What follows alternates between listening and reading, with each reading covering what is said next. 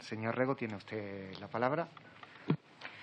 Gracias, señor presidente. Buenas tardes, señor ministro. Decía usted que uno de los ejes de este plan es el impulso a la movilidad sostenible y particularmente a la movilidad ferroviaria. En el caso de Galicia, los presupuestos generales del Estado no reflejan esa voluntad de modernizar las infraestructuras ferroviarias, que, por cierto, es uno de los acuerdos recogidos en el acuerdo de investidura entre el BNG y el Partido Socialista.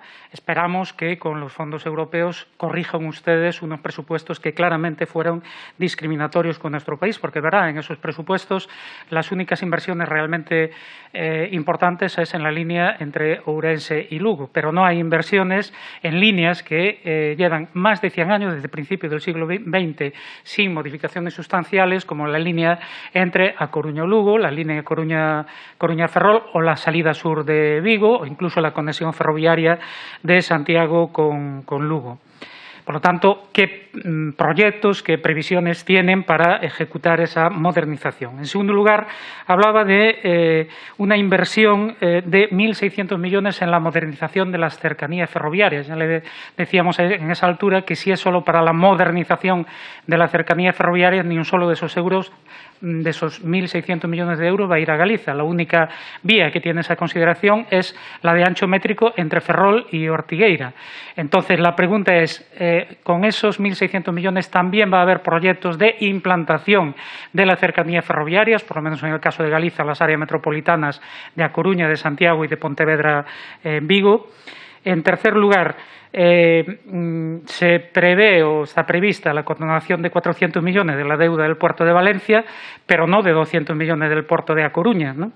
Hay una previsión de conexión ferroviaria con el puerto de Castellón, que no tiene proyecto, pero no la hay con el puerto exterior de A Coruña, que sí tiene proyecto y un estudio de impacto ambiental que tienen que prorrogar porque si no caducaría. ¿Cuál es la previsión para la ejecución de esas obras o, en todo caso, por qué ese agravio comparativo? También, ¿cuál es la previsión para impulsar los proyectos del corredor atlántico de mercancías que tan importante es para nuestro país? En relación con la movilidad por carretera, usted no habló de las contrapartidas, de las reformas o de las decisiones que hay que tomar, pero se hizo público ese proyecto de implantar peajes en las autovías. Nosotros tenemos que decir que el BNG se opone rotundamente porque no creemos que sea una medida ecológica, sino claramente antisocial, por lo menos en nuestro país.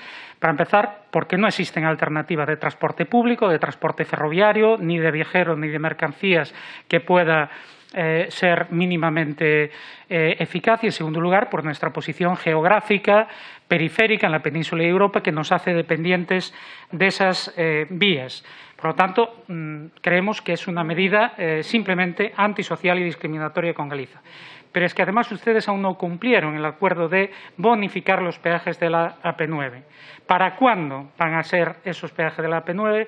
Esa bonificación que tendría que estar en vigor el día 1 de enero, con los presupuestos, y, sobre todo, lo van a hacer ustedes cumpliendo estrictamente lo acordado en el acuerdo de investidura, porque lo que sabemos públicamente va en otra dirección. Y, en último lugar, y concluyo, ¿por qué se desdicen ustedes de un acuerdo unánime del Parlamento de Galicia que pide la transferencia de la AP9 de nuestro país con unas enmiendas que simplemente dicen que se va a transferir la gestión? A nosotros no nos preocupa que ustedes desautoricen al secretario general del PSOE en Galicia, que lo defendió en el Congreso. Nos preocupa sobre todo que no cumplan con nuestro país. Gracias.